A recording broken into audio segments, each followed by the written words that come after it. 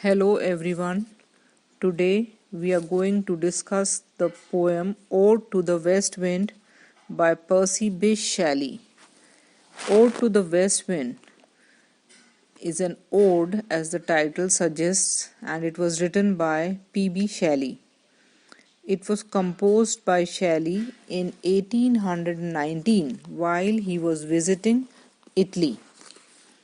Shelley was a strong and influential poet of the Romantic movement in Western literature. He was born in England in 1792 and he died by drowning in 1822 off the coast of Italy at the age of 30. In his poetry, he examined nature as well as human condition.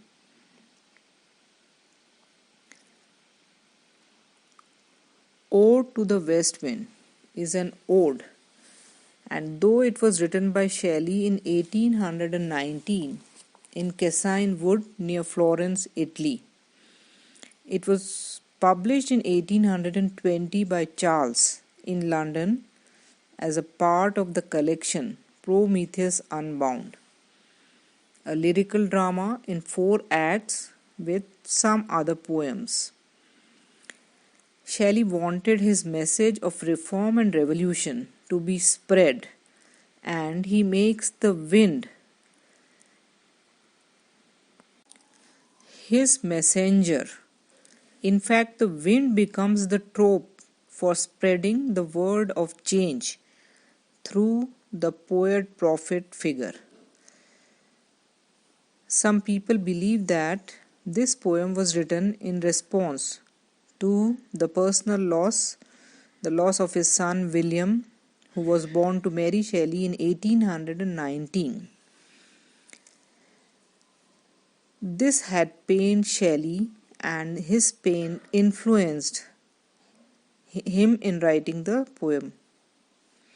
The poem allegorizes the role of the poet as a voice of change as well as revolution. When Shelley composed this poem,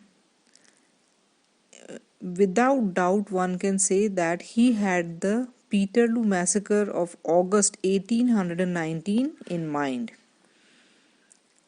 His other poems also written during that time, that is The Mask of Anarchy, Prometheus Unbound, and England 1819, also take up the same themes of political change, revolution, as well as the role of a poet. We know that Shelley was one of the romantic poets of the early 19th century, and he is also considered one of England's finest lyric poets. He was a revolutionary and an idealist, and much of his poetry is written in expression of his own desire for a better governed world, a world governed by justice and also inhabited by free men and women. Though Shelley was little understood in his own lifetime, he spent his last years in Italy, and where he died by drowning at a very small age. Shelley was a poet of the second generation of English Romantics, and he wrote this ode shortly after the Peterloo massacre, in which the royal soldiers attacked and killed working people who were protesting at a rally in St. Peter's Field area of Manchester. As we know, the poem is also followed shortly after some of Shelley's own personal terrible losses, together with other works written in 1819 such as Sonnet, England in 1819, and Song of the Men of England. Ode to the West Wind established Shelley's reputation as a radical thinker. Ode to the West Wind shows Shelley's idealism. It also shows that he was a revolutionary. It shows that Shelley was dissatisfied with the existing order and he rebelled against political tyranny, orthodox religion, because the war had made life of mankind very unhappy and miserable during his time. So Shelley sought to liberate mankind from the shackles of political, religious, as well as intellectual slavery. This is very evident in the Ode to the West Wind. Shelley also believed in the perfectibility of human nature, and he expresses it in Ode to the West Wind. Ode to the West Wind is a rhymed lyric. It is in the form of an address and has a dignified subject, feeling, and style. It is an elaborately structured poem and has musicality in it. Ode to the West Wind is divided into 5 parts. Each contains 5 stanzas, 4 3-line stanzas and 2-line couplet. All are metered in iambic pentameter. The rhyme scheme of each part follows a pattern known as the terza rima, the 3-line rhyme scheme which was employed by Date in his Divine Comedy. In the 3-line terza rima stanza, the first and third lines rhyme, and the middle line does not. Then the end sound of the middle line is employed as the rhyme of the first and the third lines. So we see that in Ode to the West Wind, Shelley employs a poetic structure of 5 cantos with 4 tercets each. A tercet is 3 lines of verse, and the third line of each tercet allows for change in the direction of the poet's thought. Here, at the end of each canto, we see a rhyming couplet that allows the passionate urgency of the poet's words to gain strength as the poet tries to merge his essence with that of the driving west wind. Shelley's west wind is wild, proud, untamed wind, and it forms his personal emblem. It forms a perfect symbol for and the impetuous agent for radical social change. So we see that the structure of Ode to the West Wind is quite complex. Each of the 5 stanzas is itself a terza rima sonnet. A sonnet which consists of 14 lines divided into 4 triplets and a concluding couplet. But though the structure is complex, the interlocking rhyme scheme of terza rimo is used by Shelley to give the poem a very strong sense of rhythm. This form also gives emphasis to the concluding couplet in each stanza, and therefore it focuses the reader's attention on the final line or the 2 lines. The effect that Shelley achieves is important, for he wishes to emphasize in the first 3 stanzas the speaker's plea that the west wind should listen to him,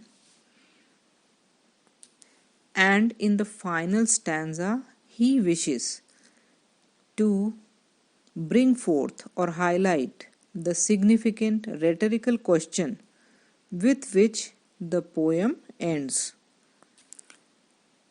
The most important or primary literary trope in this ode is personification.